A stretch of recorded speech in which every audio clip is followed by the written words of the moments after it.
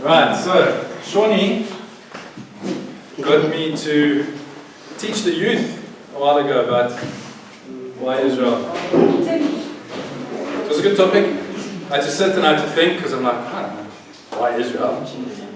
So I had to sit and I had to break it down. And I taught the youth and it turned out to be quite a fun and interesting lesson. And I was sitting last night and I'm like, Abba, is there anything new you want to show me for this lesson? And he just started. Things were just flying all over the place. So I'm going to try to do it justice today by putting all of that together. Don't know how, I've got an hour and a half, but we will try and make do. So let's say the blessing. Baruch atah Adonai Eloheinu melech haolam asher noten haTorah. Praise the you Adonai, our God, King of the universe, who gives the Torah of truth and the good news of salvation to his people Israel and to all the peoples through his son Yeshua the Messiah, our Lord. Amen. Amen. So,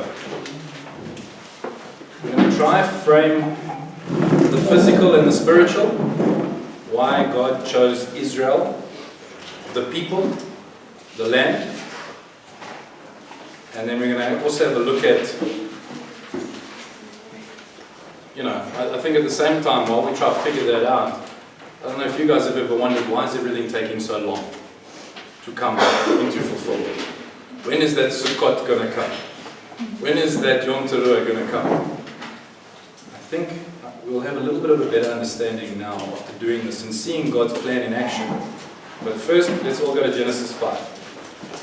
So in order to understand why God chose Israel, I think it's pertinent that we draw out a little bit of a family tree for the man Israel. So, let's start with Adam and Eve.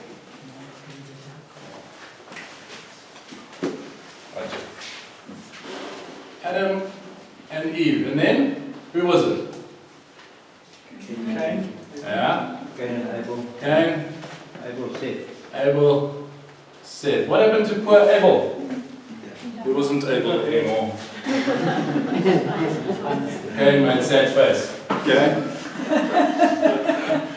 Not a nice story, but we all know the story. Okay. And then God gave Adam and Eve another son, Seth.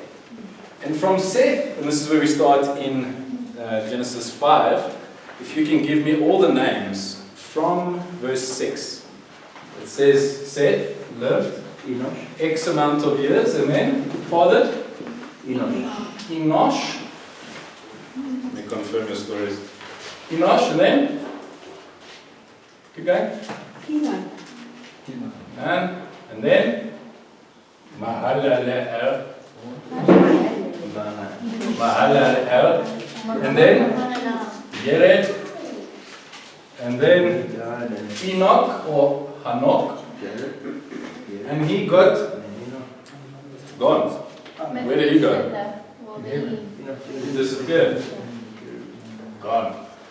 Happy face for him. Okay? Then you had Methuselah. And then you had old Noah. Now. No. Enosh and Enoch are not the same person. And there was actually another Enoch. Cain actually had an Enoch as well. Cain actually fathered an Enoch as well, but that lineage is not that great, so we're not going to go to that. Lamech before yes, Lamech. That was Noah's father, correct. Lamech. Right, so now what happened at the time of Noah? What happened? Something big, something catastrophic. The flood. We had a teaching a little bit about it now. We had the great flood of 4,000 whatever BC. Who knows? Everyone wiped away except for, and how many other people? 7. So 8 in total, right? Who survived that? Noah and his wife? and his 3 sons. His 3 sons and their wives. And their wives. Right? Which were? And Sem and Tim commonly also. Ham, Yafet, and Shem. Right? Correct. Now, I want to put it to you, because this is what God was laying on my heart last night and this morning, and my brain was glitching when he was doing this, but it made a lot of sense at the end when it all culminated together. I want to just put forward that I think, at this very point, God planted a seed. Great waters over the earth. Waters subside, and all that is left is a remnant, a very small remnant, a small seed, called Noah and his family. And from there grew a tree. And we're going to get into that tree picture just now. So while we're doing this, I'm going to be putting the covenants here. First covenant was Noah. We're not going to go into the teaching of the covenants because we've done that plenty. Noah, and I'm going to say God planted a seed. So I want you to think of from this point on, God is the great divine arborist. He's planting trees, he's looking after it. An arborist is someone like a tree surgeon. They make sure that that tree grows nicely and they look after it. It's like a guy looking after a vineyard who makes wine. He has to make sure that everything is looked after and tended to perfectly so that those grapes and that fruit can grow as it should grow. I believe this is God's starting point. We started here, we failed horribly. Okay? We know that. We moved forward, to the next generation right after that we had murder. And over here, it was around this time that it said that the whole world was wicked in God's sight. And he had to get rid of some stuff. But only Noah found grace in God's eyes. So we have Noah, and his sons were lucky enough to be with him. Were blessed enough, should I say, to be with him. It was Ham, Yafet, and Shem. Let's talk about Ham for a little bit. Ham is evil. It's very unkosher. Alright? From Ham came a few people. Go skip with me to Genesis 10. And you will see what I mean. Nothing good can come from pork. It's a disease. Start at verse... we're not really going to look at Japheth, so don't worry about Japheth. Japheth fathered someone called Magog, which we see coming up much later on in Revelation. But we're not going to go into that. Okay? There's prophecy in that, we're not going to go into that. But Ham, on the other hand, if you look from verse 6, it says here, the sons of Ham were Cush, Mitzrayim, Put, Canaan. The sons of Cush were blah, blah, blah, blah, blah, blah. Cush fathered Nimrod.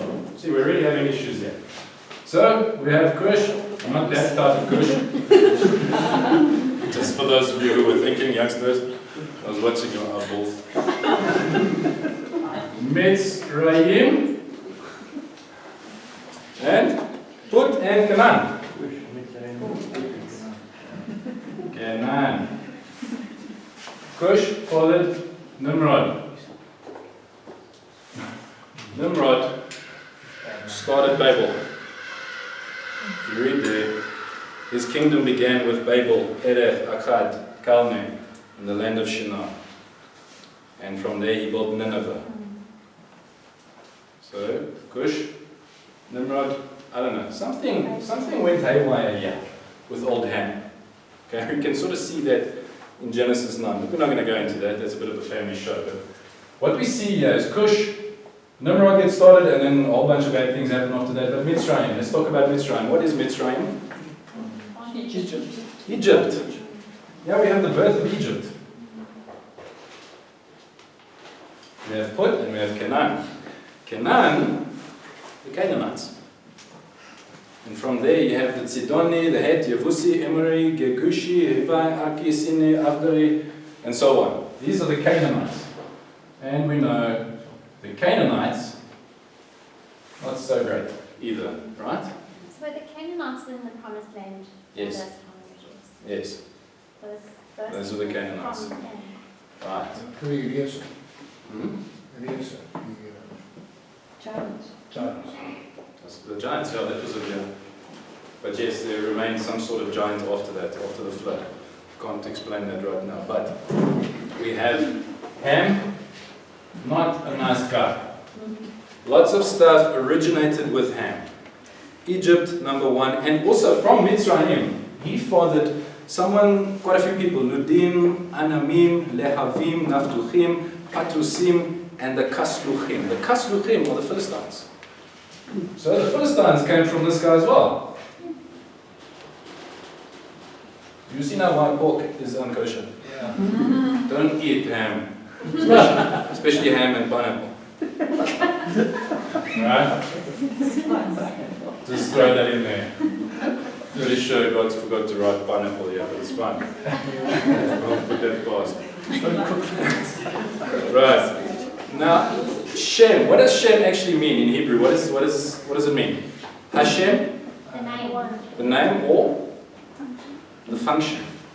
Shem is name or function?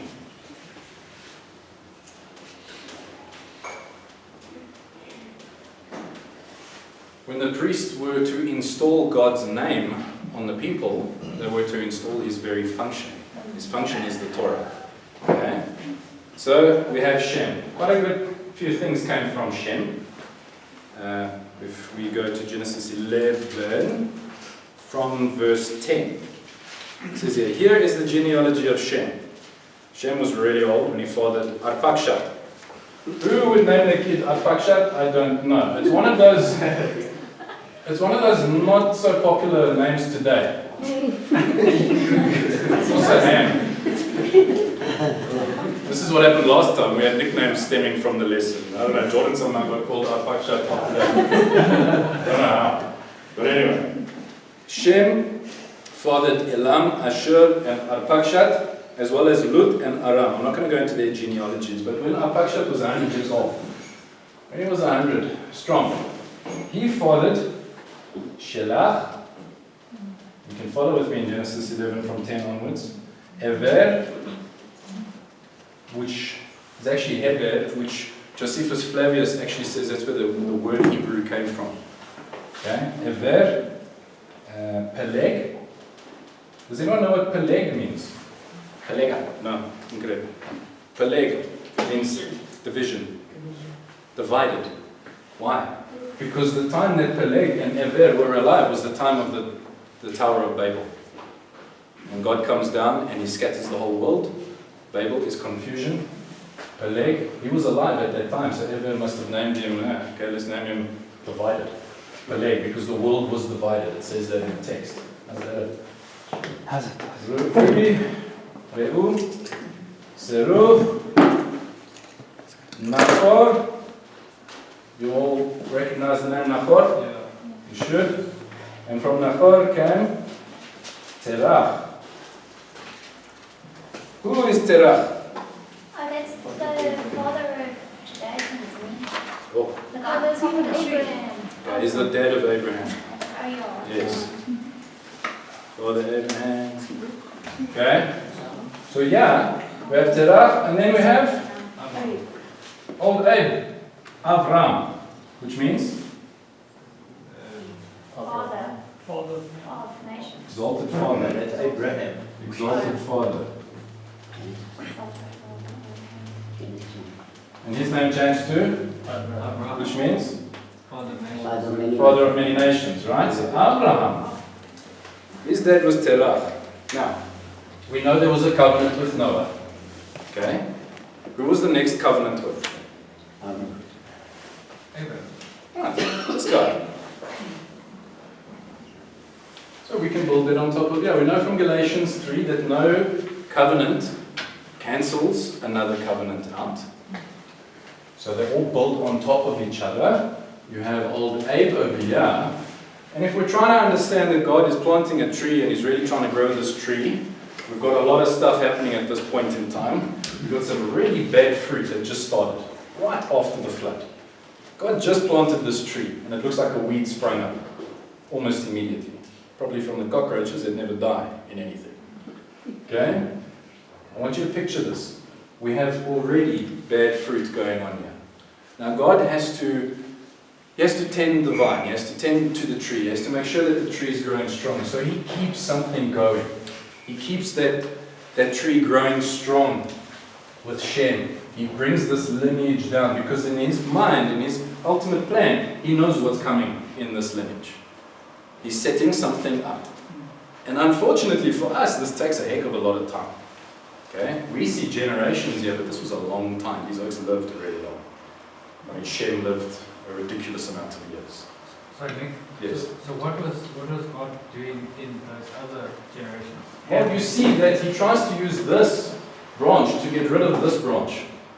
which failed along the way. We're going to get to that.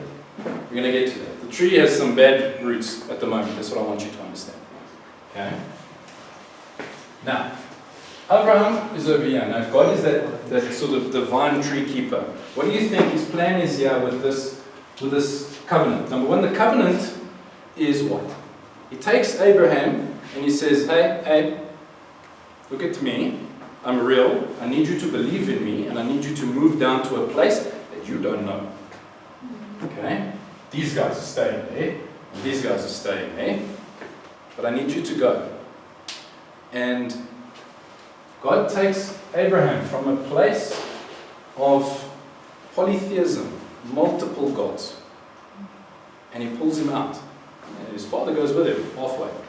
And then his father dies. Terach dies in Haran. His father goes with him, and Abraham then takes his wife and Lot, his cousin, his nephew, and they go down to the promised land. And what do they find? Lots of green fields and amazing things? No. It was a famine. And where does he send him? To Egypt. Abraham had to go down, and the sages say that he physically went down and spiritually went down to Egypt. Because he had to. There was no food in the promised land. But I want to ask you, how much faith do you think that must have taken for Abraham, number one, to have left everything that he knew? Go into a promised land where there's nothing there. Go down to Egypt and come back up. Something amazing happened there.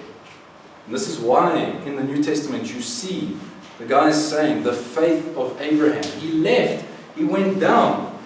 He still took it. He was like, okay, this is fine. This land could probably be nice. We're actually checking planting a tree later on, but we'll talk about that now. God loves the tree picture, I've noticed. The trees are everywhere. So Abraham has a son. What's his name? Imagine.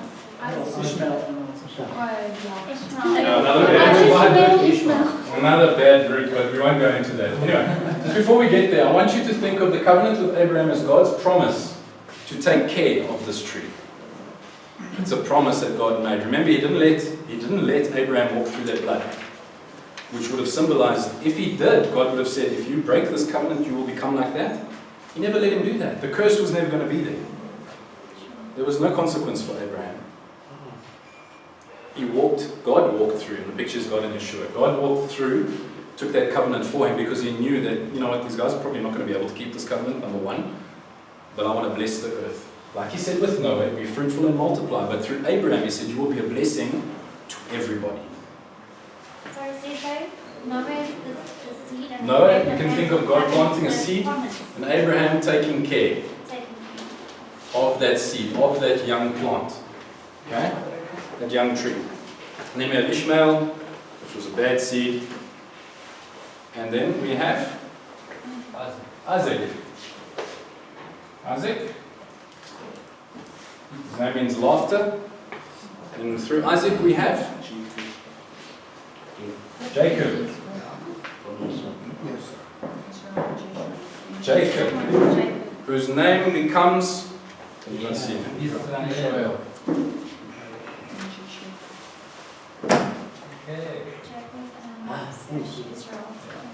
Right, his name becomes Israel. When does his name become Israel? When he wrestled with God. Which, funny enough, is exactly what Israel means. Israel. Whenever Israel was in a good spiritual state, he would be called Israel. Whenever he was in his fleshly state, he would be called Yaakov. Wow. I'll put Jeshurun because it's a Jeshurun. No, it's a lovely, it's a poetic name for Jacob, which is Yeshurun. There is no God like the God of Yeshurun who will ride the heavens to come help you. It's one of the most powerful verses. So we have Jacob. And remember, there were covenants with Isaac and Jacob as well, but they had to find God for themselves. Okay? Youngsters, you have to find God for yourself. You can't just go through your father or mother with that. You need to experience God for yourself. Wow. Sorry, I just had a light bulb. It's like God actually used a Gentile nation, I'm using that word lightly, to actually create a nation for his purpose. Because Abraham was not a Jew He's a nor message. a Hebrew man. Right? He comes from a messed up place, There right? was no Jew yet. There was No. no such thing yet. No, he was the first Ivri, the first Hebrew, the first Heber, but God had to pull him out of a broken place and put him down there, and this is why, again, the faith of Abraham. I have to remove all the foundations that I had with that religion and come back to the one true religion, and God would build me up from there. So, we have Jacob, who was Israel, and from him came quite a few sons. He was a busy man. These guys were really busy. Okay, we have the tribes, right? Okay, give me the tribes. Reuben. In which order? Any order you like. Is it in our book? Yeah. Reuben, Dan. In so many places. Dan. Reuben, Dan, Naphtali, Levi, Judah. What else? Gad. Did I say Dan? Dan. Gad. Gad. I said it like 6 times. Sorry, I keep hearing Dan, but I'm old. Simeon. Joseph. Oh wait, that wasn't. Yeah, Joseph. Yeah, Benjamin. Benji. Issachar. You see what I mean by he was busy? And so on and so on. He had lots of sons, okay? Yeah, Zebulun, Asher. See how busy? And Asher. Running out of space there. That's That's fault. Yeah, but there's more, so yeah, it's fine. Yeah? Wasn't his fault, it's Martin. I don't know, but Yeah, he had some strange. there was some funny stuff happening there. But what I want you situation going on. to look at are these two, Levi and Judah, right? Where's my lid? Levi and Judah. Who came from Levi? All the priests. Each to me, people. Aaron. What was the next covenant? The Cohen. The Levitical priesthood. It's Isaac the But Levi. Moshe. No, that's. Who was the main guy at Sinai besides God? Who was the main human? So I was like, oh. Moshe. Moshe comes from here. Moshe. Okay? Now we have a covenant here at Sinai, which I'm not going to go into. Lots of stuff, wedding contract. But what I want you to picture the Sinai covenant as. Where did I draw my pictures? Where he guides the growth of the tree from this point. Remember that the Torah that was given on Sinai was most likely in their hearts before that time. Okay? We have Noah, who knows the difference between clean and unclean animals. How many pairs did he take of clean animals on the ark?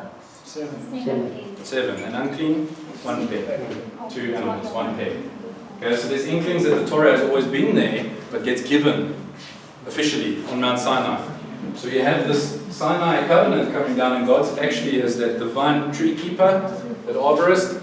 This is his way of, okay, now I've got the tree growing, but let me put some support structures and things in place so that the tree can actually grow quite nicely.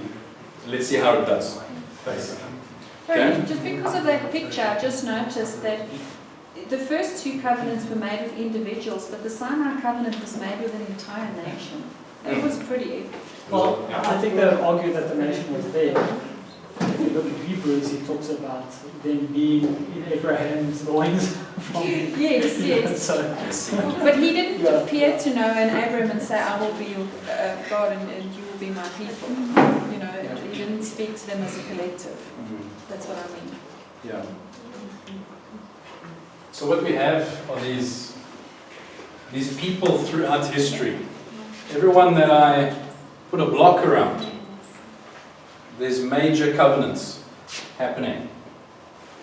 Okay? Isaac and Jacob was pretty much like the renewed Abraham covenant. If you can think of it like that.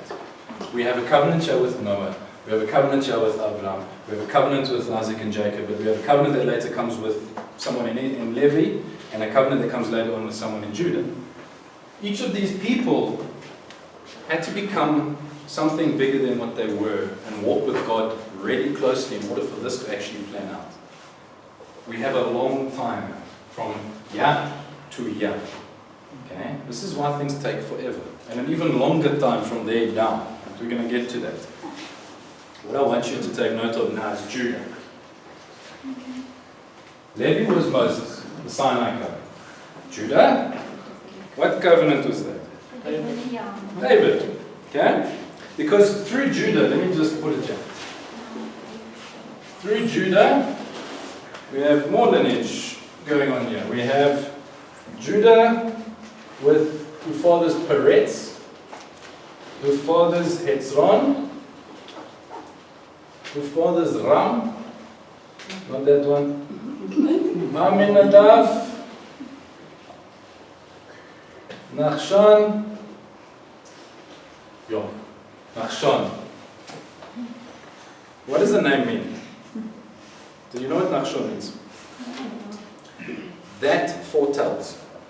Do you know who Nachshon is? When they were in the wilderness, Nachshon was the number one guy in Judah, the tribe of Judah. He was the leader of the tribe of Judah. Who went out when God moved? It was the pillar of cloud. And then the first tribe to move out was Judah. Who was the main guy of Judah? Nachshon. Who is in the lineage of the Messiah? Nachshon. That foretells. That's what his name means. That foretells. He's a shadow of the Messiah. He led out, and they camped on the east side as well. So when God moved, Nachshon moved, and everyone else followed. Very powerful picture.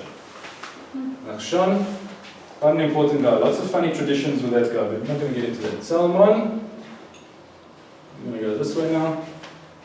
Boaz. Oved.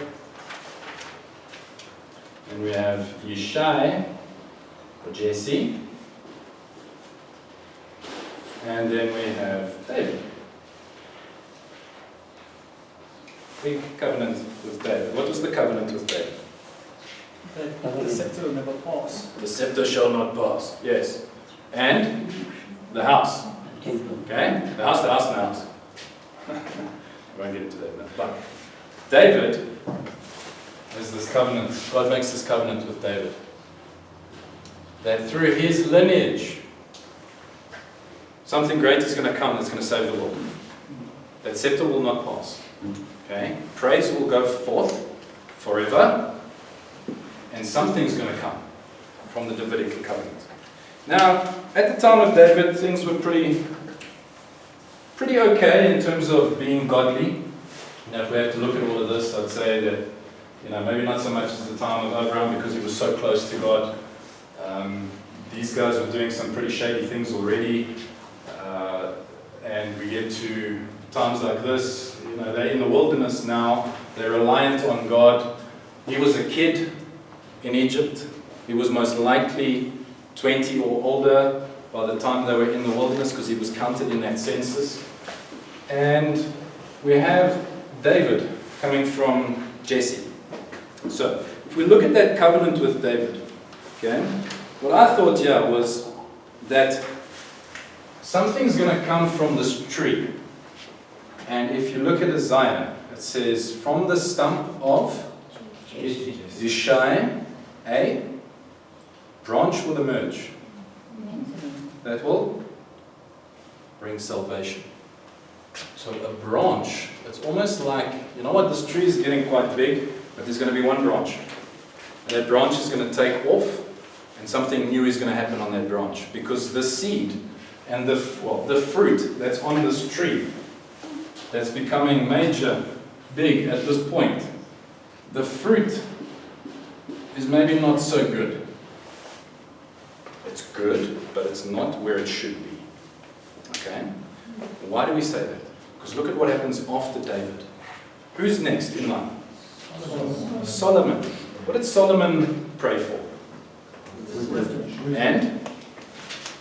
To be a good, no, actually, yeah, to be a good leader. A discerning heart. Yeah. A discerning heart and wisdom. He got that. He got a lot of wisdom. The wisest man in the world. I don't know who's read Ecclesiastes.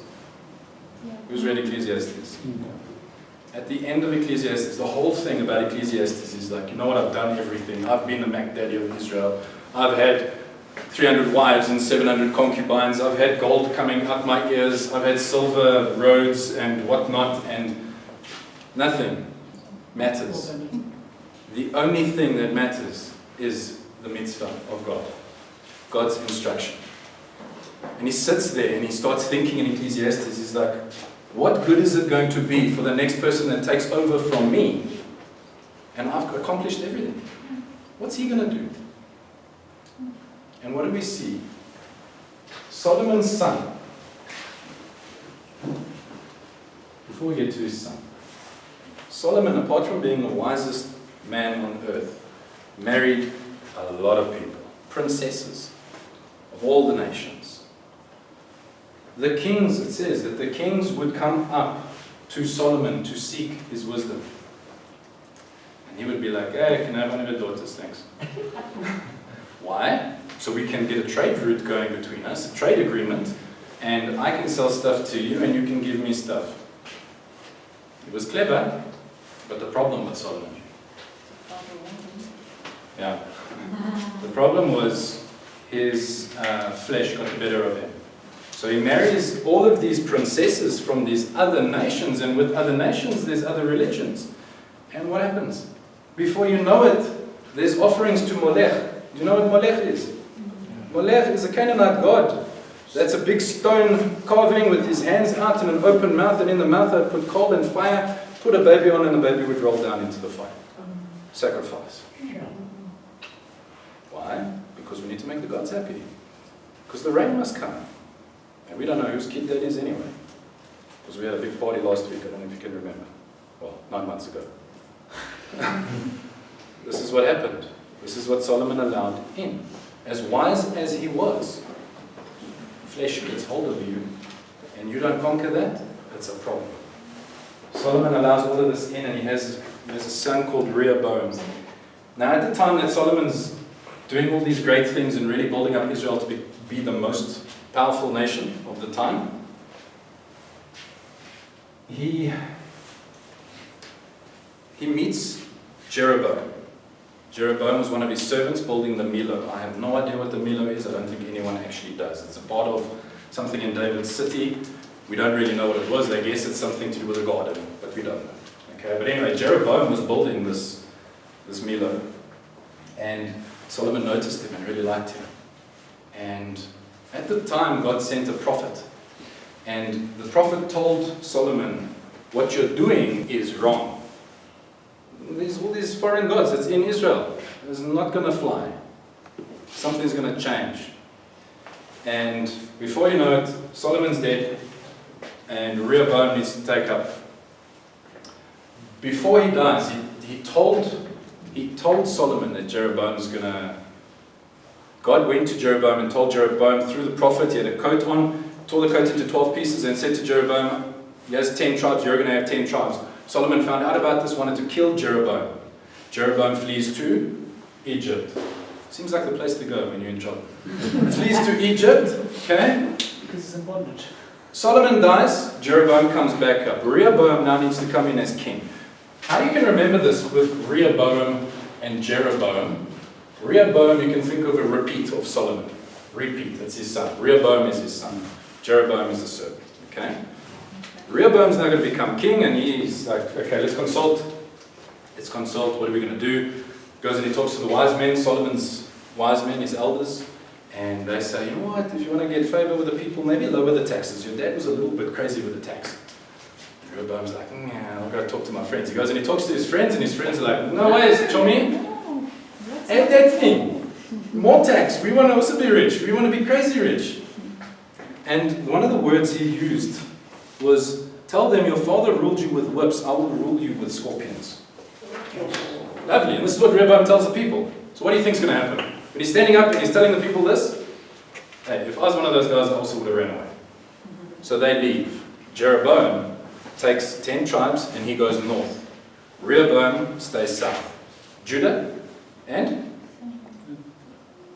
also the Levi, the Levi, get tired of Jeroboam and come down to Rehoboam, and they stay there because the temple's there. Now we have a kingdom split after this. The kingdom splits. This tree is like breaking it off at this point. So I just want to get it right. So the 10 tribes in the Jeroboam, 10 tribes go with Jeroboam they north, go north, and then the other 2 tribes on the south. in the south, and then Levi actually comes down to be with Rehoboam. Which 2 tribes were with Rehoboam? Judah and Simeon. Okay? Now, kingdom splits. At times these two were fighting against each other as well. Not a good time for the tree. Sorry, was there a kingdom split before David as well? Because I heard that David united Judah. Israel. But it wasn't. Not on a big scale. Yeah. Okay? Not a big scale like this. This was literally like a tear apart. The guys up north, Jeroboam did not want them to come down south to worship God in the temple, so he built his own temples. That's where you get to tell Dan the golden calf. Up north and one in Bethel, just before Jerusalem. Bethel's just before Jerusalem.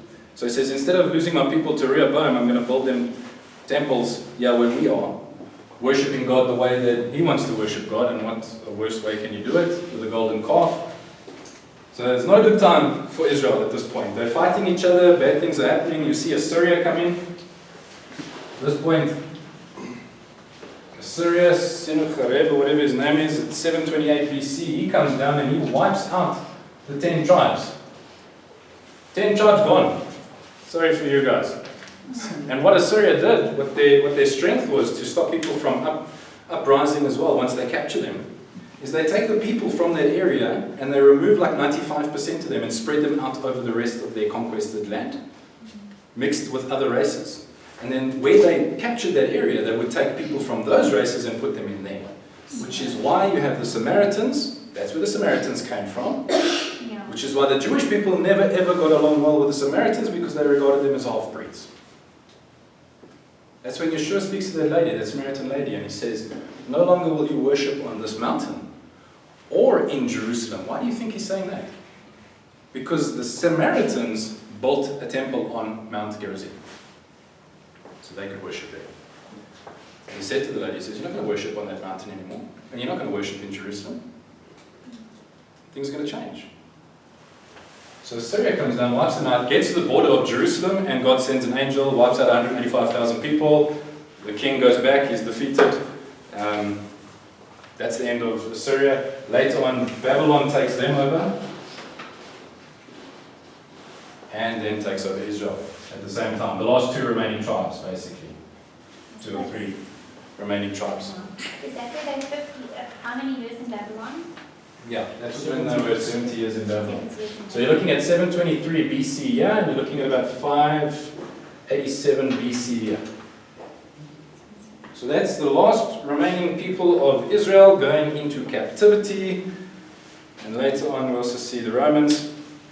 So not such a nice time going on here. And what we see is things degrading over time. More and more and more and way more after this. Like the remnant. Yes, there's always a remnant that remains. There's always a branch. So, where am I? Next thing, we have Yeshua arriving on the scene. Because now God's looking at this and he's going, you know what? This tree is a little bit messed up. I need to do something here. And this is why he said to Isaiah, at that time, out of the stump of Jesse, both physical and spiritual, and through a lineage. Physical because Jesse's going to die, the tree's going to get chopped off. But out of the stump of Jesse will grow a netzer, a shoot that will bring salvation. From the tribe of Judah, because his name Yeshai was from Judah, and Yeshua arrives on the scene. And what is Yeshua's main... This is good. What is the main covenant that Yeshua brings into effect? That God was telling them about while they were all doing stupid stuff. He's saying, you know what guys, you're all broken. There's going to come a covenant, a new covenant. What's a new covenant? Give me the answer. Go back to Torah. A new, renewed covenant. And what we learned about that is it's putting what on your heart? Torah. Torah on your heart. It literally states it. Listen to the words here. The days are coming, declares the Lord, when I will make a new covenant, a renewed covenant with the people of Israel and with the people of Judah. Because that's what the kingdom split was. Okay? It will not be like the covenant I made with their ancestors when I took them by the hand to lead them out of Egypt, because they broke my covenant. They did not partake of the fruit I was giving them, is what he's saying. We were growing good fruit. But you didn't take that seed and you didn't go plant good trees. You didn't give it out. You took the bad fruit, or you didn't take the fruit at all. You broke my covenant, though I was a husband to them, declares the Lord. This is the covenant I'll make with the people of Israel after that time, declares the Lord. I will put my Torah in their minds and write it on their hearts. I will be their God and they will be my people. No longer will they teach their neighbor or say to one another, know the Lord, because they will all know me, from the least of them to the greatest, declares the Lord. For I will forgive their wickedness and remember their sins no more.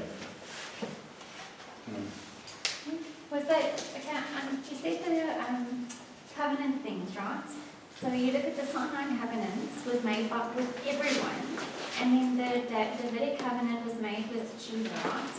So then in the renewed covenants with Israel and Judah, is it because he's remembering his covenants there that he's made? Remember, God chose a group of people, and this is why we're saying, why Israel? God chose these people. Okay? He knew that at this point, things were going pear-shaped completely. Wipe them out, start again, plant that seed. Even things were going pear-shaped. We have Abraham being taken out of pagan society. He had to choose a people to make an impact, to build this tree, to grow this tree with strength. He chose Abraham specifically because he knew that that root system would be strong. He would just hope that we had the free will to make the right decisions later on, which proved fruitless, excuse the pun. God needed to give us something else, so that all of this was not in vain, so that we can draw closer to God. And He gives us this new covenant, which literally states it's for the house of Judah and the house of Israel. God sent Yeshua to the Jews first. And in Acts 1 verse 8 he says, the Holy Spirit will come first to the Jews, then to the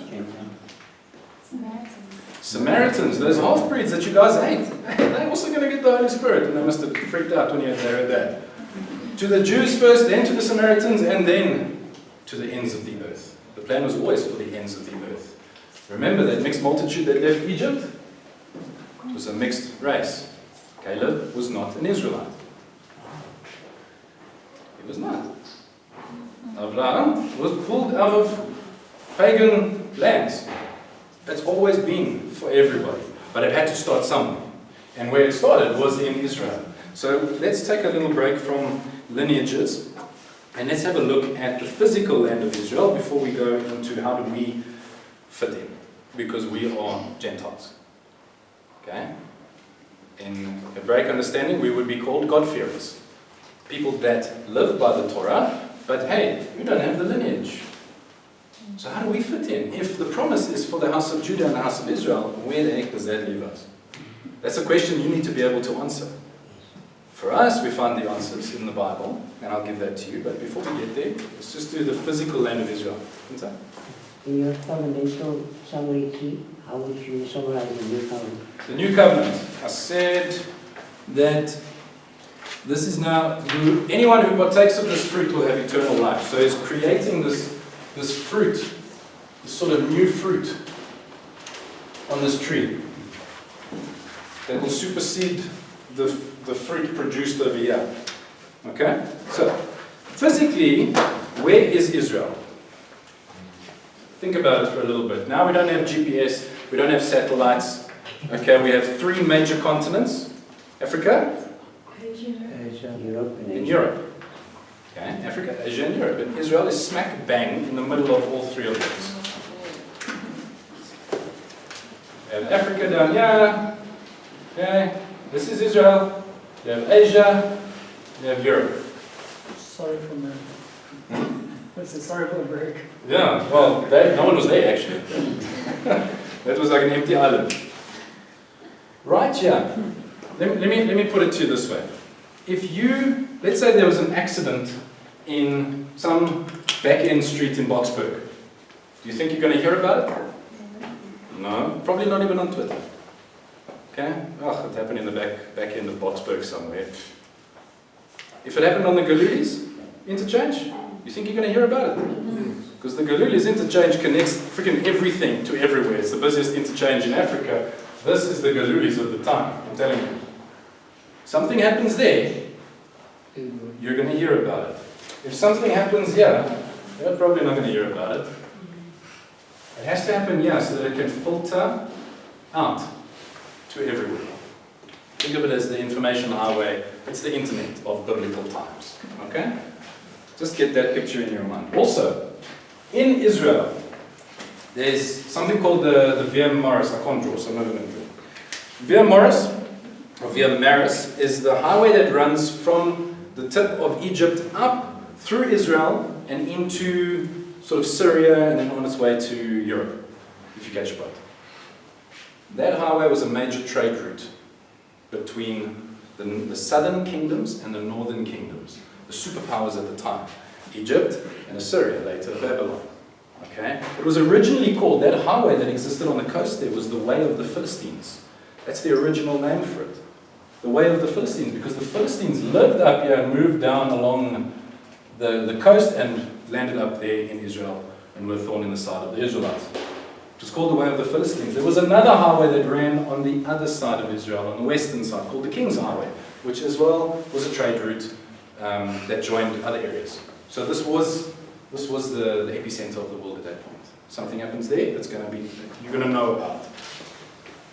So then, God literally pulls Abraham out of here and brings him down there to start this process. And that's what I love. God's like, you know what, hey, you in that funny land, come with me. Yes, okay. Goes to Israel and is like, Abba, what the heck, this is a desert. There's nothing here. And God's like, just go to Egypt quickly and come back to Snap. Comes back and he goes to Beersheba, one of my favorite places in Israel. That's where God really flipped the switch in me, and I think he did that with Abraham as well. Flips the switch with Abraham, and he makes this covenant with Abraham that we've spoken about. But the lovely thing there is Abraham digs wells. Why is he digging wells? Number one, practical reasons. He's got lots of cattle. Okay? He's got lots of sheep, lots of goats. He's got to feed them and give them water. And he's a farmer. You know, he's a nomad. He's all over the place. He digs a well and he digs it next to a riverbed. At Beersheba, there's actually a stream that runs through there. You can actually see today the Bedouin shepherds that walk along through that stream. And even when it's dry, they can walk through that stream because there's tufts of grass still growing there, nowhere else, just by that stream, even though it's dry. And the shepherds would walk through there. And Abraham goes and he, just next to the river, he digs a well. And that becomes a place for him to sit in the middle of the world, and people coming through on that Via Maris and then joining into the King's Highway encounter Abraham. Gives their basic need of water. And what do we know about Abraham? He sees people walking in the distance and he's like, hey, Sarai, kill that calf, let's eat this thing. Very hospitable. So imagine you coming from Egypt with your caravan of camels and you're going up north to Assyria and you encounter Abraham, and Abraham's busy sitting by his well drinking his water. And he's like, hey, you want some water? And they would go, and Abraham would probably sit there and tell, you know what I encountered? God. El Shaddai. That's what he said, El Shaddai to me. I completely understand, because he's my provider. Let me tell you about God. And that's where the first testimony started ringing out. In the middle of the world. I love it, because Abraham is there. God chooses the most faithful and the most hospitable person to plant there. And what we find as well, and what I love about Abraham, is he plants a tree in Beersheba. And it's a tamarisk tree. Now the tamarisk tree is a really slow growing tree. He would never have been able to enjoy that shade. Number one, he was moving all over the place. Why does he plant a tree? The special thing about that tree is it secretes salt in its pine needles. And at night, when it gets cold, that salt absorbs the moisture in the air. And in the morning, when the hot sun beats down on that tree, it evaporates and the cold air sinks down. So whoever's sitting underneath that tree has cool shade in the heat of the day. That's what he was thinking about. He was planning ahead for his kids because God made the promise to him that his kids are going to enjoy this land. That just blows my mind that he would do that and have that much faith to know God promised me this land for my descendants. I'm going to plant this tree, and I think he planted a lot of trees in the land for his kids to enjoy. God is planting a tree for his kids to enjoy. All we have to do is partake of that fruit and take that seed and spread it. This is the picture. Fast forward a little bit. We have Yeshua arriving on the scene. Where does God put Yeshua? Does he put him in Cape Town? No. Does he put him on the Tahiti Islands? No. He puts him smack bang again over here. Why? Because Rome is in control of the world at this stage, and Rome is in control of all of this. Rome was the center of the world at that point. And I just Google Roman road system. You will see Via Maris, Via Artemis, Via this, Via that. There's like 50 highways flowing through this area. And the Via Maris is one of them. God puts Yeshua on that superhighway. And he puts him on a stake, on a tree, on one of those highways for everyone to see. In one of the most busiest cities in the known world at that time. And it just spreads like wildfire. That's why God chose the physical land of Egypt. Number one, he used the ancient highways. And number two, he used the modern Roman highways. Number three, what is he using today? Internet. WhatsApp. Facebook. Twitter. Hey, God's ahead of his time, I'm telling you. He's like, you know what, let's just use everything. They're still using that system. He's still using the highways. We need to be the carriers of that message. We are the guys passing through the land. We hear the stories, we get the testimonies, and you know what? We have testimonies, and we need to take those testimonies up into the far reaches. You know, Paul, we're doing a study of Acts on a Thursday night. And in Acts 17, Paul, on his second missionary journey, goes from here to there and into Europe. Now he's going into the center of Rome. Paul, Silas, Luke, and whoever else was with him. And they're going in there. I mean, that would be the equivalent of Jonah going to Nineveh. It would be the equivalent of Abraham going back to Mesopotamia and blurting it all out. Paul, headstrong, full of knowledge and education, heads into Athens. And he's walking in Athens and he's telling everyone about God and Yeshua. Yeah, and then you have, very dangerous. And he was so upset about all the statues. And he's like, what the heck is going on here? I need to tell you people what you're doing is wrong. And he was talking, and some philosophers, Epicurean and Stoic philosophers, go to him and say, you know what, you just sound like a babbler. What you're promoting foreign gods here, man. We know what our gods are. We're the philosophers here. Super well-educated people, the most educated people of this time. And Paul's standing there and he's like, you don't know what you're talking about. Let me tell you. What do you think he would have used to reach them? What verses do you think he would have picked? None. He didn't pick one verse of the Bible. He used their writing to paint the picture of God. He used lines from 3 of their most prominent and educated poets to teach them about God. And that blew my mind. Because he's standing there and he's educating the educated with their own stuff. And it says that their hearts changed. Not all of them, you'll never reach all of them. When a fisherman casts his net into a water, does he catch all the fish in the ocean? No. Catches a little bit, and a little bit. And Paul went there into the heart of Rome. And he used their own educational system to turn their hearts to God.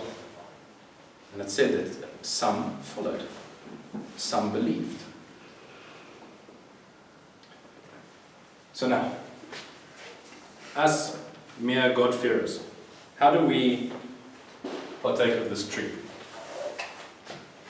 It's nice that we say, yes, new covenant's for us. How do you know it's for you? If you're not of the house of Israel and of the house of Judah, are you? Because I don't think I am. Let's go to Romans 11, shall we?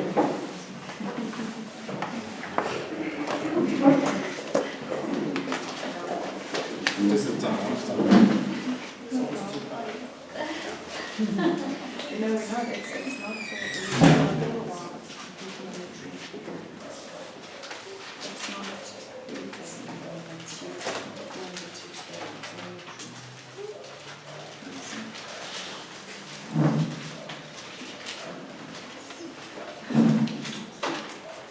Something I just want to talk to you before, which I skipped over.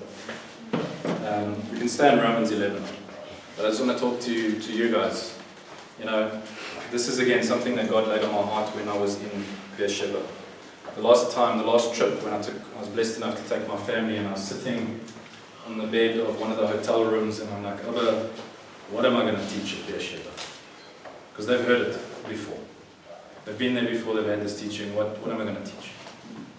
And he showed me something. He says, you know, like I said to you, the stream bed and the well. The well was Abraham's evangelical tool that he could use to spread the message. And it got me thinking, what the heck is my evangelical tool? I'm not an evangelist. Okay? I like to think of myself as a teacher. But what is my tool? What is your tool? His were wells. And he used them really well. Excuse the pun again. We have to ask ourselves, what are ours? You know, the picture in the Bible again is, you know, rivers of flowing water. Okay? Where God says, I'm going to pull you out and I'm going to plant you by a river with living water. So that you can have that provision, that sustenance, so that you can grow. Because he doesn't want us to be that stubborn acacia wood in the middle of the desert. It's full of thorns and produces one little seed sometimes, and it's rock hard. He doesn't want us to be that acacia wood. Even though he used that for the tabernacle items and overlaid it with gold. He wants us to build a street in our lives. Think about that for a second. Not just a well. We need to start off with a well. We need to dig that well. It takes work, guys. Reading the Bible takes work. That's a lot of text in here, right? There's plenty of words. We need to dig and dig and dig so that at some point that well can overflow, pour out, and make a stream. And that stream goes down to other areas. So that your testimony, you don't know what your testimony can do. You can tell someone your testimony today and they can fly to Italy.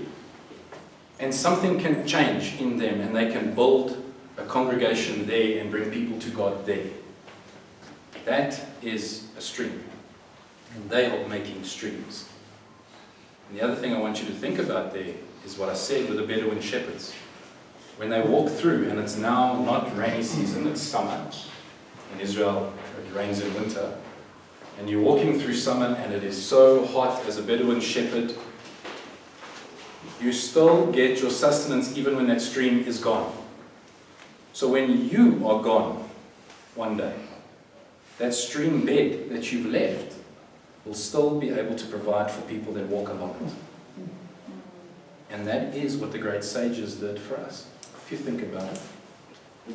They built up and they dug these rivers and these wells and these dams so that when they were gone and they put all their stuff down, we can glean from what they learned, the wisdom. Your parents and people that you look up to. Vince is digging away at a river every day. And may Vince live a long life, but one day when he's gone, that river stops flowing, but the grass still grows. And the sustenance still is there, so that people can still pull from it. And go and take that with that strength and go dig a well.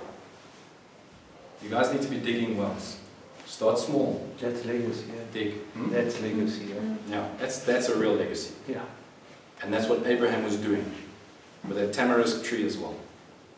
He would plant that tamarisk tree not for him, but for his kids. And this is where a lot of the stuff goes wrong. It always seems like it's the next generation, right? It's so difficult because us being saved, we knew what it took for us to be saved, but it's not going to be the same for your kids. They're not going to live that life that you had. They live a completely different life, and it's meant to be that way. But they need to find God in that life. But the only way they're going to find God is if they step off that stream and start digging a well, because the water level is just below that dry stream. You have to dig and get that water yourself. You can't expect it to come to you. I can see where that whole picture comes in as well, because through the church ages, there have been people that have drawn from the river, that have created this beautiful well for people. But instead of people going to the original source, they're now staying at that well and not digging their own, finding their own direct source. So it's to go back to the direct source, always to the river, that flowing river. So this is the main river. Okay, and we can always go there and get a glass and drink from the river. Okay, Yeshua paints this picture for us. It's just like on the journey to get you to the river. But when you start going out, like when Paul had to go out, man, he had to dig deep. And he had to come up with stuff on the spot. Imagine me throwing one of you guys into one of the universities, into the philosophical class, and saying, go tell them about God. All best. Bye-bye. It's going to be hard. Okay? It's going to be really hard. So number one, we need to know this. Inside and out.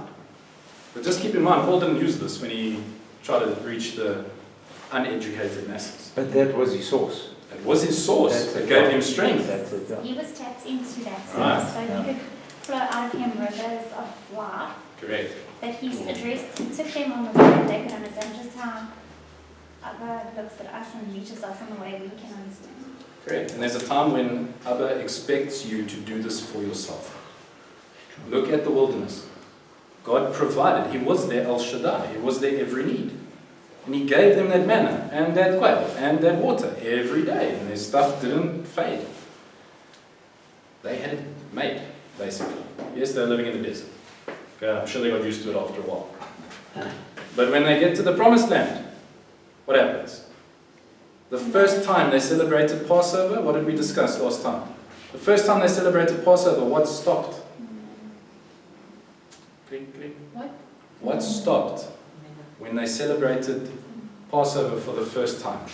The manna, Yeah. that bread from heaven. Yeah. Because now He expects you guys, I got you this far. I've pushed you through that Jordan River. You have a good leader. His name is Yehoshua. He carries my name. Go. But I'll still be with you. I'll go ahead of you. He literally says that. I'll go ahead of you. You just have to do something. You just have to take that plunge and just say, I'm going to do it. And God is already 10 steps ahead of you, clearing the way. You just have to walk. It's as simple as that, guys. But the walking is this.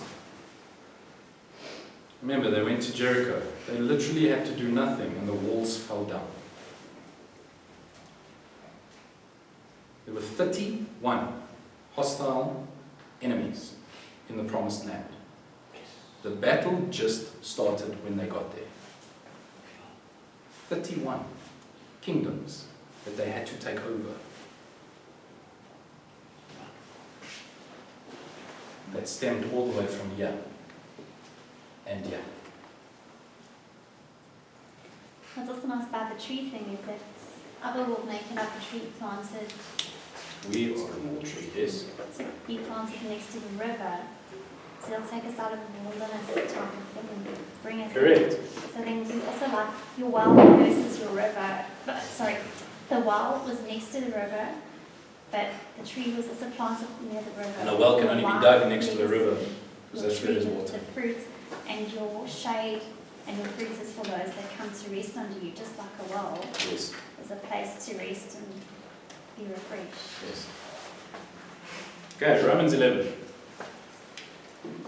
Romans 11 from, let's start at verse 13. However, to those who are Gentiles, I say this, I'm just speaking to us. Since I myself am an emissary sent to the Gentiles, I make known the importance of my work in the hope that somehow I may provoke some of my own people to jealousy and save some of them. For if their casting Yeshua aside means reconciliation for the world, what will their accepting him mean? It will be life from the dead. Verse 16. Now, if the challah offered as first fruits is holy, so is the whole loaf. And if the root is holy, so are the branches. So we have roots. What do you think these roots are? Who do you think they are? Those covenantal people. It's all the covenants and it's all those major players, right? I mean, you've got Abe, you've got Noah, you've got David, you've got the covenants of Sinai, you've got Moshe, you've got all of these roots that God had painstakingly allowed to grow over such a long span of time. He says here, the roots are holy. Verse 17, but if some of the branches were broken off, and you, a wild olive, sure, that's nice, eh? Paul, he really knows how to jab this. And then he's like, you know what? We're a cultivated olive tree. And you're a wild olive tree. So this wild olive tree is all scraggy and grows how it wants to grow, and if you don't look after an olive tree and you don't tend to it, the olives are not so nice. The fruit is not so nice. You can't get nice oil from said tree. But a cultivated tree, which Paul is saying is from this root system, is well looked after, because God is the divine arborist. He's looked after that tree. And the fruit from that tree is absolutely amazing, and it always comes at the right time. And you take that fruit, and what do you do with it? You crush it, and you press it. Regan was talking to us about the Garden of Gethsemane, the pressing. And out of that first press comes virgin olive oil. And what do they use that for? Lighting the menorah. May your light shine. Yeah? This cultivated olive tree is producing amazing fruit. God's saying, He's plucked one of these off. And we're the wild olive tree. Sometimes we bear fruit. Hey, I've got a wild olive tree in my garden. I've never seen an olive. Have you? I've never seen one. There's no fruit. But he takes it and he attaches it to this. So he literally, I'm not a botanist or arborist or whatever, but he literally cuts a niche into the tree, attaches this branch, secures it somehow, and what does it pull from? The root system.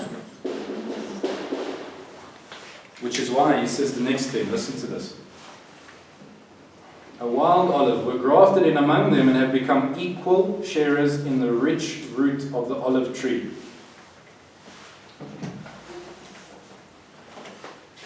Then don't boast as if you were better than the branches. However, if you do boast, remember that you are not supporting the root is supporting you.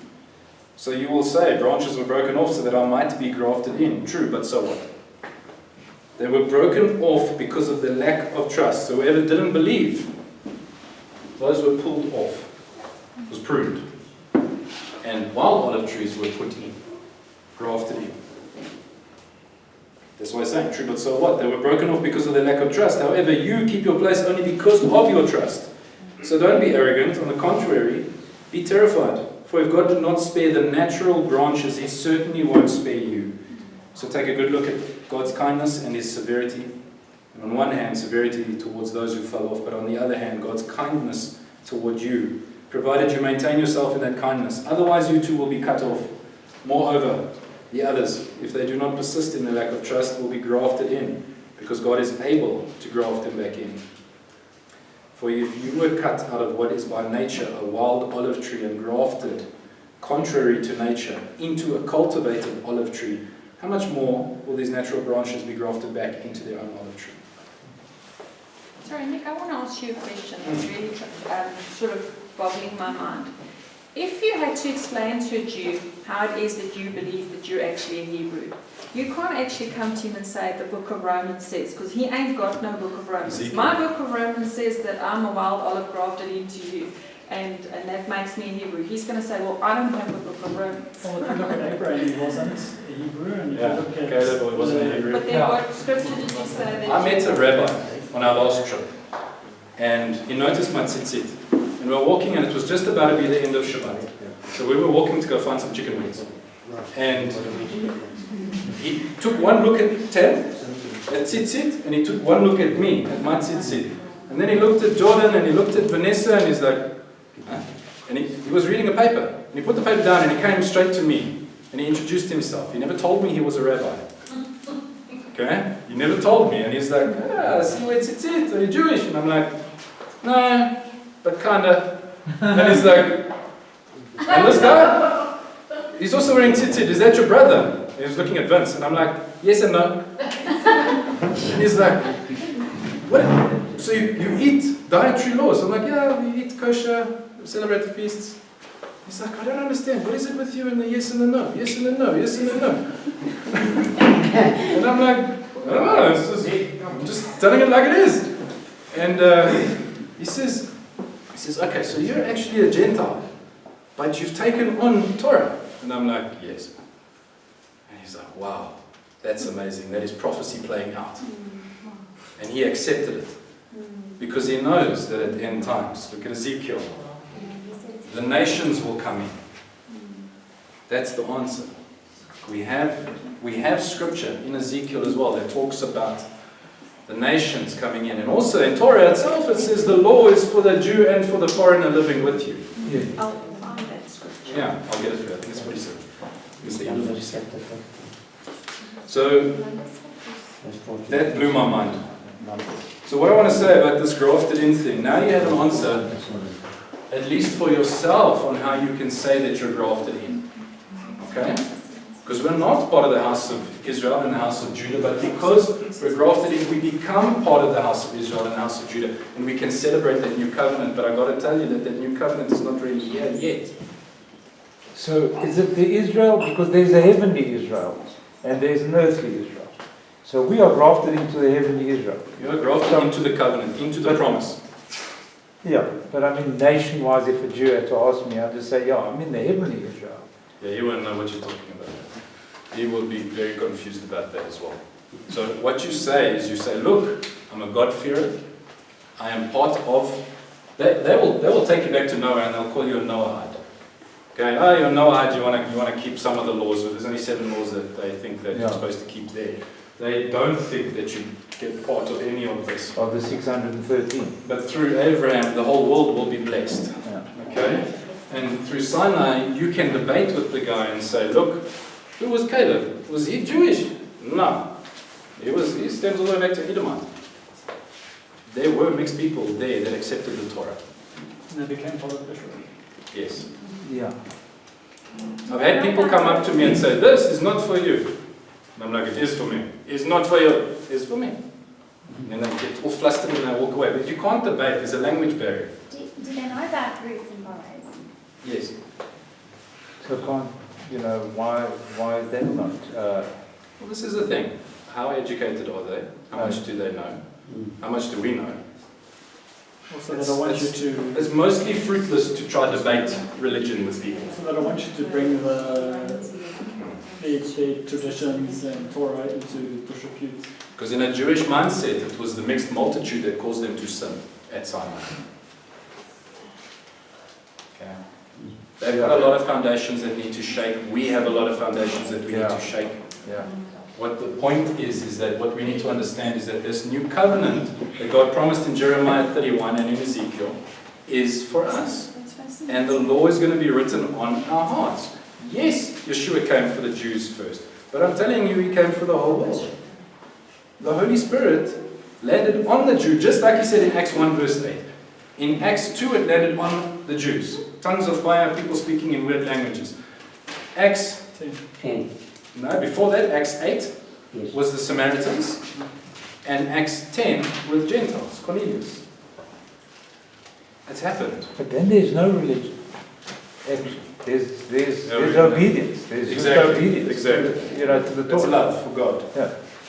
So, You know, It actually says something about how like the 10 tribes and the 2 tribes, because Judah, the 10 tribes are jealous of Judah, and Judah provokes the other tribes, and that at the end times will stop. They'll actually stop seeing one another Oh, in yes. this Oh, yes. region. yeah. remember as well, we become part, 1 Corinthians 6 verse 15 says here, do you not know that your bodies are members of the Messiah himself? So, if we are attached to the Messiah himself, we become part of that body.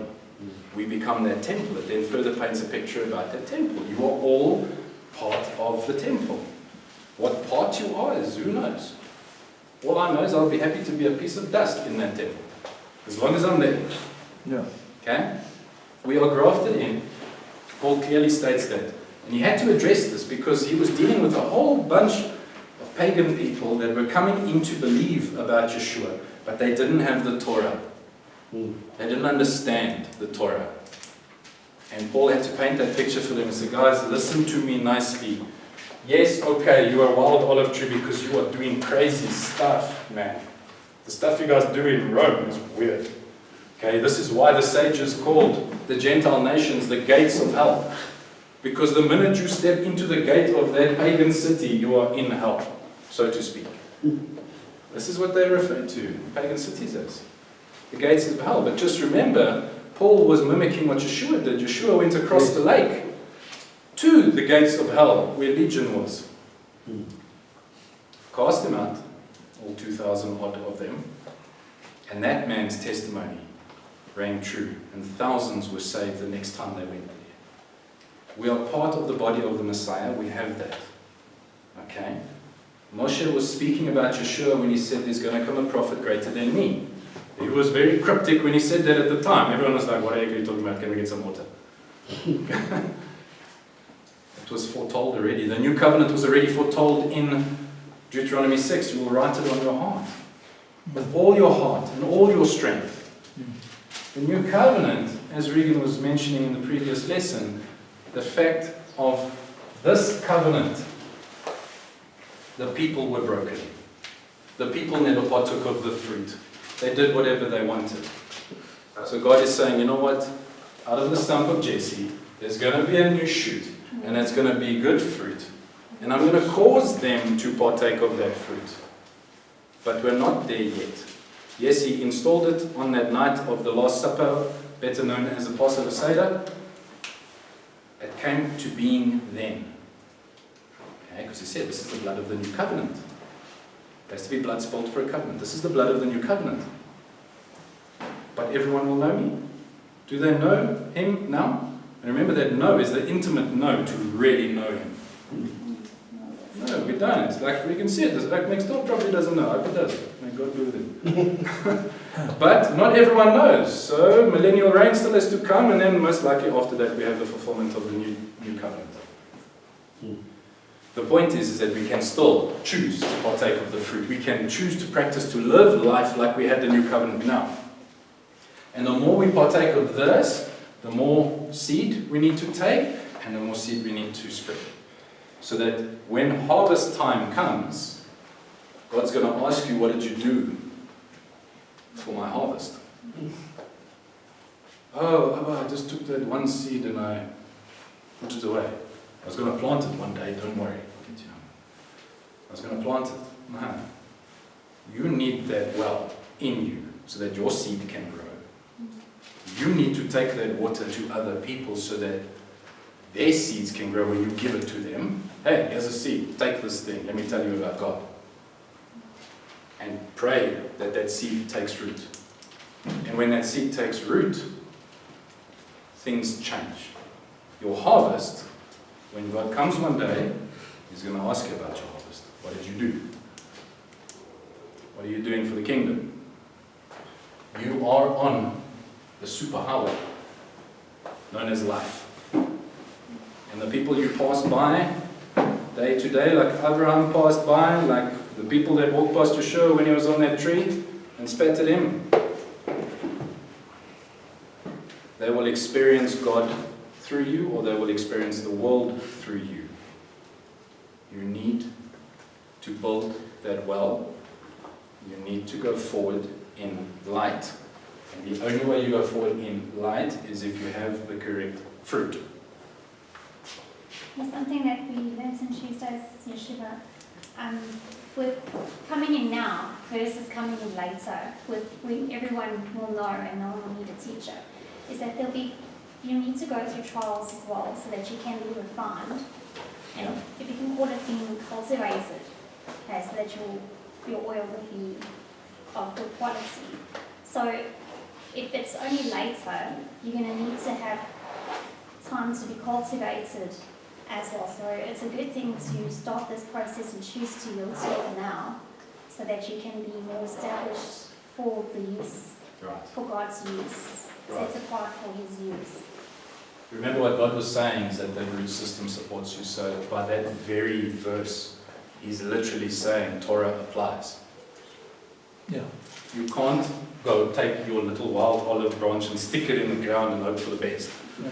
Okay? Because when a storm comes and there's no solid roots in place, what do you think is going to happen? Firstly, if you survive that, good, well done. You're very strong. But your fruit is not going to be right still, right? Your fruit only comes from the Torah.